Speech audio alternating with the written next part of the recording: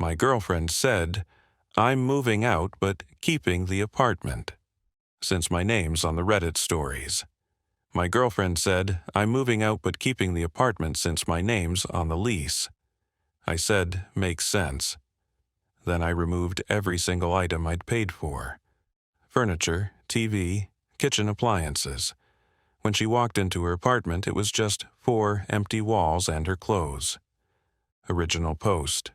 I, 29, male, have been with Ashley, 27, for 2 years. We moved in together about a year ago into this really nice 2-bedroom place. Important detail. Her credit was better than mine at the time. Mine was recovering from some medical debt. So, the lease went in her name only. But I paid the security deposit, first month's rent, and furnished the entire place since she was between jobs when we moved in. Last Monday, she sits me down with this serious expression. "We need to talk about us." Never a good start. I've been doing some thinking, and I don't think this is working anymore. I need to explore who I am without being in a relationship. Fine. Breakups happen. I'm an adult. But here's the thing, she continues. Since the lease is in my name, I'll be keeping the apartment.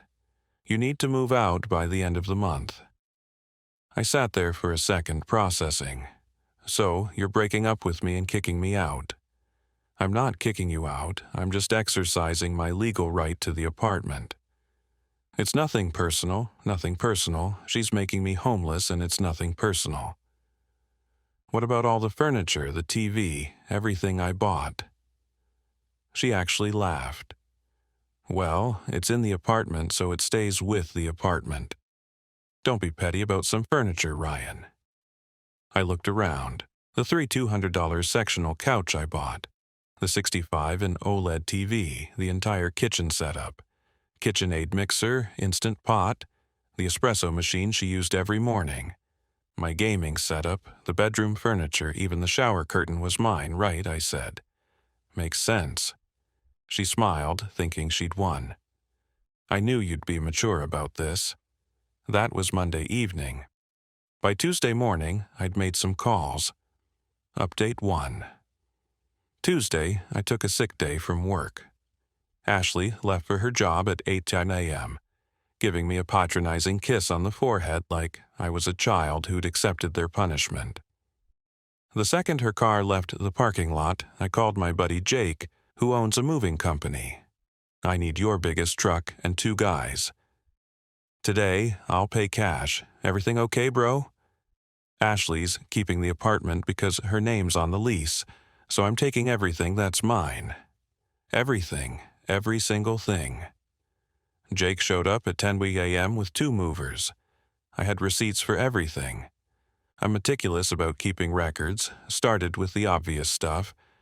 The entire living room set, couch, coffee table, TV stand, the TV, the dining table and chairs, the bedroom furniture. Bought the whole set from West Elm. My office setup, desk, chair, gaming PC, monitors. But then I really thought about it. She said, "Everything in the apartment stays with the apartment." Cool, let's define everything. All the kitchen appliances I bought. Microwave, toaster, blender, air fryer, that expensive espresso machine. The rugs, every single one. The curtains and blinds replaced the terrible ones that came with the place. The pots, pans, dishes, silverware, all mine. The bathroom stuff, shower caddy, medicine cabinet organizer, even the toilet brush holder. The smart home devices, thermostat, doorbell camera, all the smart bulbs, the router, and modem. I bought better ones than the ISP provided. I even took the nice hangers from the closet, left her the wire ones. The movers thought it was hilarious. "Damn, you really bought everything, huh?" "Yep. And now I'm taking it all." By 2:00 p.m., the apartment looked like a model unit before staging. Just white walls, basic fixtures, and carpet. I left her clothes neatly folded on the floor where the bed used to be. Even took the bed frame, but left the mattress. It was hers from before we met. Set up my new place across town. Had been looking since Monday night, found a studio that was available immediately. Yeah, it's smaller, but it's mine. The best part, I have doorbell camera footage of everything being moved out. All during daylight, all peaceful, all my property. Even kept the receipts visible for the camera as we loaded each item. Texted Ashley at 5 cos p.m., moved out as requested. Teas are on the kitchen counter. She texted back, "Thanks for being mature about this. Oh, honey, just wait. Update to 6:47 p.m. My phone explodes. First, a string of texts. What the hell did you do? Where is everything? This is theft. I'm calling the police. You can't do this." Then she tried calling 23 times in a row. I didn't answer. Then came the voicemail that I saved for posterity. "Ryan, you psychotic piece of trash. You took everything. There's nothing here, not even a fork. Where am I supposed to sleep? What am I supposed to eat with? You even took the toilet paper holder. Call me back right now or I'm calling the cops." I texted back once. "I took my belongings as requested. The apartment is all yours now. Enjoy exploring who you are." She actually did call the cops. They showed up at my new place around 9 p.m. I was ready. "Officer, sir, we got a complaint about stolen property." "Officer, I have receipts for everything I moved today. Doorbell footage of the move and text messages where she told me to vacate the apartment. Would you like to see them?" Showed them everything. The receipts, the footage showing me moving my own stuff, her text saying the apartment was hers and I needed to leave. "Officer, so you took your property from an apartment you were told to vacate?" Me, exactly. The older cop actually chuckled. "Sir, this is a civil matter. You can't steal your own property. Ma'am needs to take this to small claims if she has an issue." They left. Ashley called screaming about how I manipulated the cops. I hung up and blocked her number. But here's where it gets really good. Wednesday morning, I get a call from building management. Apparently, Ashley called them hysterical, claiming I'd vandalized the apartment. They sent maintenance to check. "Building manager, Mr. Peterson, we need to discuss the apartment situation." Me. "I moved out as requested by Miss Ashley. Is there damage?" Building manager. "No, it's in perfect condition. Better than most move-outs, but Miss Ashley is claiming you stole fixtures. I took my personal belongings. I have receipts for everything. The apartment still has all its original fixtures." Building manager, the thermostat, me. "I installed a smart one. I returned it to the original. It's there. The blinds replaced with the originals from storage closet. You kept the originals. Of course, they belong to the apartment." There was a pause. Then, "Mr. Peterson, I have to say, I've never seen anyone document move out this thoroughly. Turns out Ashley tried to claim I'd stolen apartment property to get them to charge me. Instead, they informed her that since only her name is on the lease, she's responsible for any damages or missing items when she moves out." Update 3. Thursday, the smear campaign started. Ashley unblocked me just to send screenshots of her social media posts. Some men really can't handle rejection. Imagine being so petty that you strip an entire apartment because your fragile ego got hurt. Narcissist X starting over. Her friends were eating it up. Comments like, "You deserve better." What a man-child. This is financial abuse. So, I posted my own update. Just 3 photos. 1, the stack of receipts totaling over $15,000. 2, a screenshot of her text saying, "It stays with the apartment."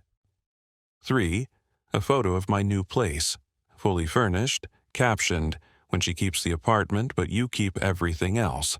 My stuff, my choice." My post got shared way more than hers did. Turns out people love justice stories. But Ashley wasn't done. Friday morning, I get a text from an unknown number. Her friend Megan. "Ashley is staying with me because she has nowhere to sleep. You left her with nothing. She had to sleep on the floor. How can you be so heartless? Me? She has a mattress and all her clothes. I only took what I paid for. Megan, she can't even make coffee. You took the coffee maker. I bought the coffee maker. Normal people don't do this. You're supposed to split things. Me? She said everything stays with the apartment. Then she clarified that meant my stuff too. I disagreed and took my belongings. She wanted the apartment all to herself.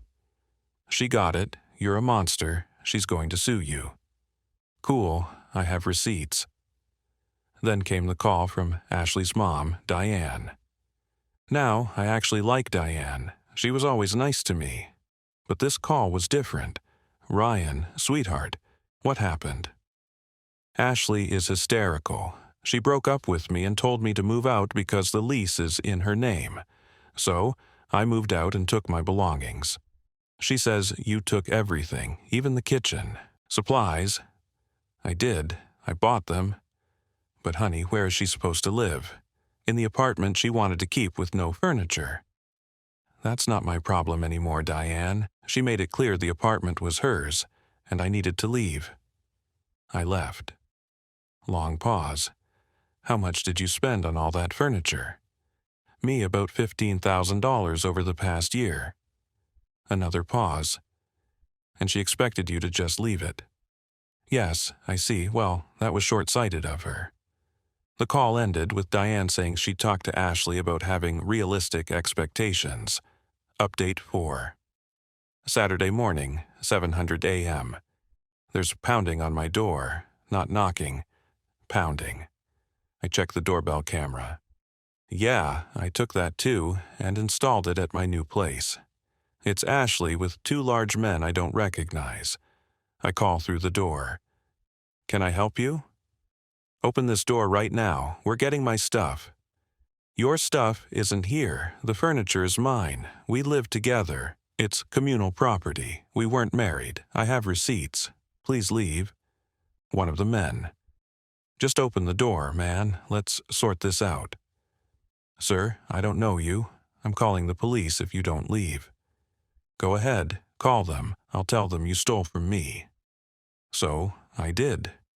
Told dispatch there were 3 people trying to force entry to my apartment.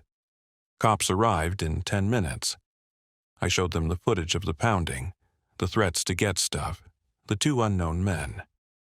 The cop asked Ashley, "Ma'am, do you have proof this property is yours? We live together. It's common law." Cop, this state doesn't recognize common law marriage.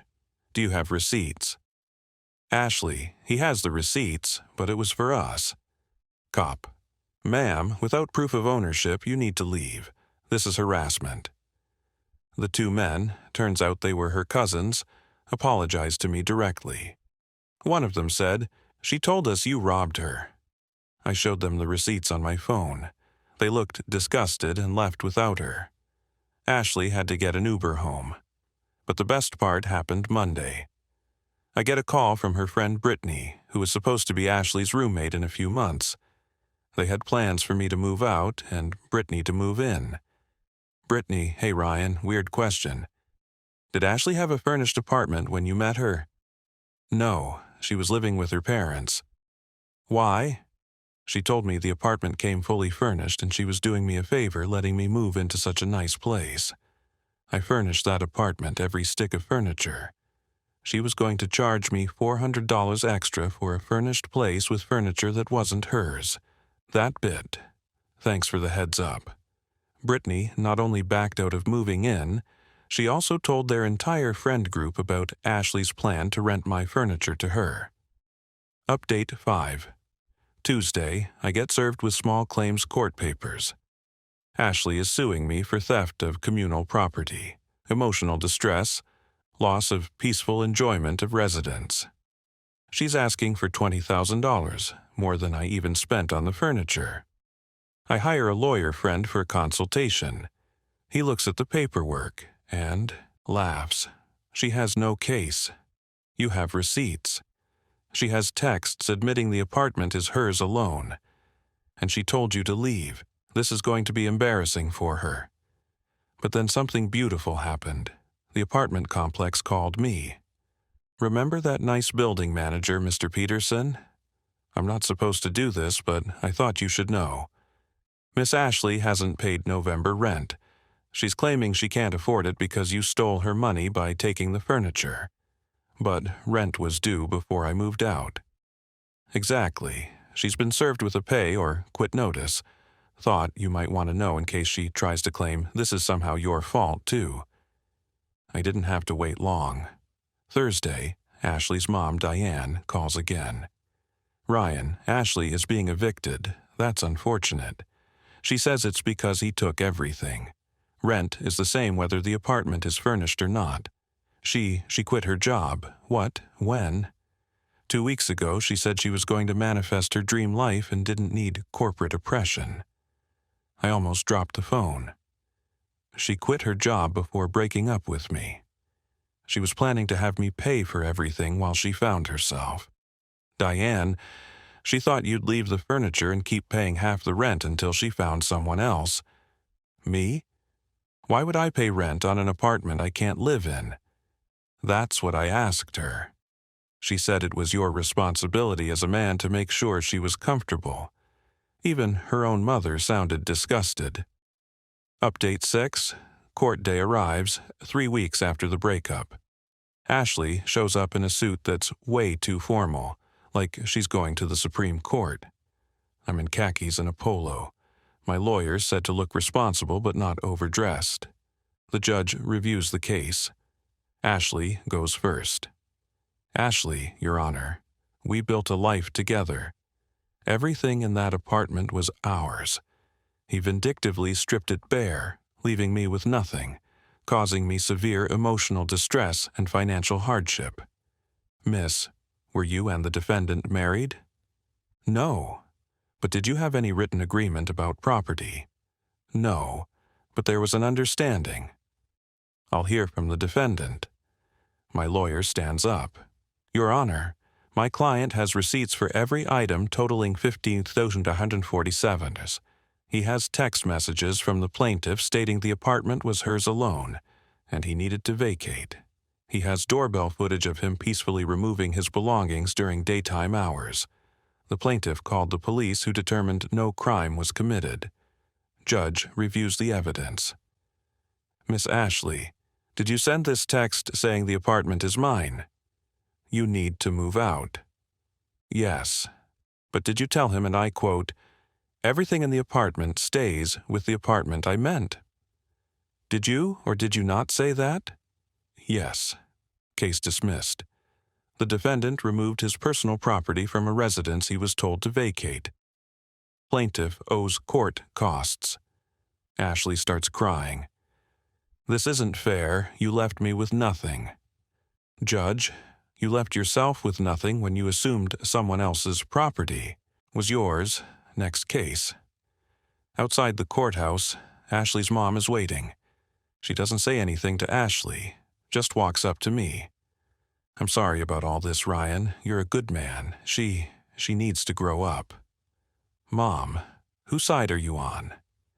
The side that didn't quit their job to manifest nonsense while expecting someone else to pay their bills. They left arguing. Update 7. It's been 2 months now. Here's where everyone ended up. Ashley got evicted. She moved back in with her parents, who made her get a job at a call center. She has to pay them rent. She tried dating apps with photos from the old apartment to look successful. Someone recognized the apartment and tagged me in the comments. Isn't this the place you had to strip empty because she tried to steal your stuff? Her profile got roasted so hard she deleted it. Brittany, the friend who was going to move in, spread the word about Ashley's scam. Ashley lost most of her friend group. Megan still defends her, but even she wouldn't let Ashley move in with her. The apartment, the complex, rented it out immediately. The new tenants actually messaged me on Facebook because they found my name on some old mail.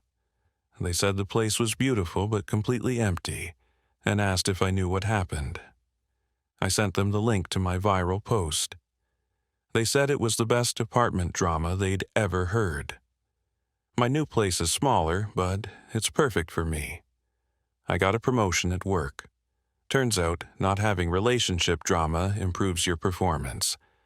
I'm dating someone new, Sarah, who actually owns her own furniture and doesn't believe in manifesting rent money. Ashley texted me last week from a new number. I know you hate me, but I wanted you to know you really hurt me. I thought we were building something together. I responded, we were. Then you decided to keep what we built and kick me out. How'd that work out for you? She replied, you're heartless. I blocked that number too. Her cousin, one of the guys who came to my door, actually reached out to apologize properly. He said, Ashley told the whole family I was abusive and stole from her. When he saw the receipts and texts, he realized she was full of it. Apparently, this isn't the first time she's pulled something like this. Her ex before me had something similar happen, but he just walked away and let her keep everything. That's probably why she thought it would work again. The best part, last week, I drove past the old apartment complex and saw Ashley in the parking lot. She was there with her mom, apparently begging the building manager to give her another chance. He wasn't having it. She saw me driving by and tried to flag me down. I just waved and kept driving. Sarah asked me if I regret taking everything. The only thing I regret is not taking pictures of her face when she walked into that empty apartment. Sarah laughed. Remind me never to piss you off. Just don't try to keep an apartment you didn't pay for and claim my stuff as yours. Deal. Looking back, the whole thing cost me maybe $1,000 in moving expenses and lawyer consultation. Worth every penny to watch someone learn that you can't just claim other people's property because you want it. She wanted the apartment all to herself. She got exactly that. Just the apartment. Nothing more, nothing less. Oh, and that espresso machine she used every morning. It makes amazing coffee in my new kitchen. Every morning when I use it, I think about how she's probably drinking instant coffee at her parents' house, and I smile. Karma is a beautiful thing when you have receipts. Final update. One last thing happened that I have to share. 6 months after everything went down, I get a LinkedIn message from Ashley's dad, Robert. I'd only met him a couple of times, seemed like a quiet guy. Ryan, I wanted to personally apologize for my daughter's behavior. Diane showed me the texts and receipts. I'm ashamed of how she treated you. I wanted you to know that we've made her get therapy, and she's not allowed to date until she can prove she can support herself independently for a full year. Your restraint in not pressing charges for harassment was more than she deserved. I hope you're doing well. I responded, Thank you, Robert. I appreciate this message. I hope Ashley learns from this experience. He replied, She's learning. She asked us to buy her new furniture. We told her to check Facebook Marketplace and garage sales. She said that was beneath her. She's currently sitting on a lawn chair in her room, using a cardboard box as a desk. Maybe a few more months of that will teach her the value of things. Even her own father knew she needed this lesson. Honestly, I don't hate Ashley. Nothing her. She was a lesson in recognizing entitlement, protecting yourself legally, and the importance of keeping receipts. She thought she found a sucker who would fund her lifestyle while she found herself. Instead, she found herself back in her childhood bedroom, sitting on lawn furniture, working at a call center, being forced to actually grow up for the first time in her life. And me? I'm typing this from my new apartment on my expensive ergonomic desk chair, looking at my wall-mounted OLED TV, about to make dinner for Sarah, using all my kitchen appliances. Life's good when you don't let entitled people walk all over you. The moral of the story: if someone tells you to leave but thinks they're keeping your stuff, take them at their word on the leaving part. But your stuff that goes with you every single